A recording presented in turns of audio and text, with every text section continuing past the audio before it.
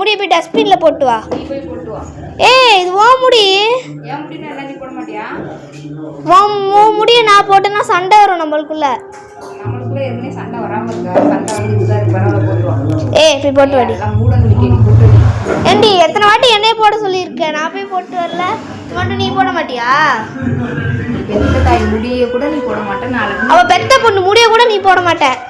நாளைக்கு நீ பெரிய பிள்ளையாகி நாளை பிள்ளை நான் பெரிய பிள்ளையானி நீ எப்படி எனக்கு சோறு போடுவேன்?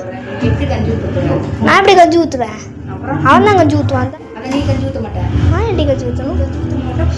அந்த ஆம்பளை போய் தான் கஞ்சி ஊற்றி நீ கஞ்சி ஊற்ற மாட்டேன். உடனே எதுக்கடி வளர்க்குறது, எதுக்கடி படிக்க வைக்கிறது, எதுக்கடி ஊன்றது, வேலைக்கு செய்கிறது, எல்லாம் பண்ணுறது. கஞ்சி ஊற்ற மாட்டேன்ற ஒரு சாப்பாடு கூட போட மாட்டேன். பெத்த தாய் அவன் தாண்டி போடுவான் உங்களுக்கு. அவன் தான் கூட. அப்போ நீ போட மாட்டேன்.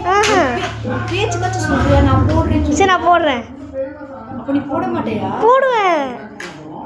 அப்போ அவன் தான் போடு, அவன் தான் போடுவேன். அப்போ உனக்கு எதுக்கு ஸ்கூல் ஃபீஸ் கட்டணும், உனக்கு எதுக்கு டான்ஸ் கிளாஸ் சேர்த்து விடணும், உனக்கு எதுக்கு இவ்வளோ செலவு பண்ணணும், உனக்கு நல்லது கெட்டது எல்லாம் வாங்கி கொடுக்கணும், நாங்கள் எதுக்கு செய்யணும்?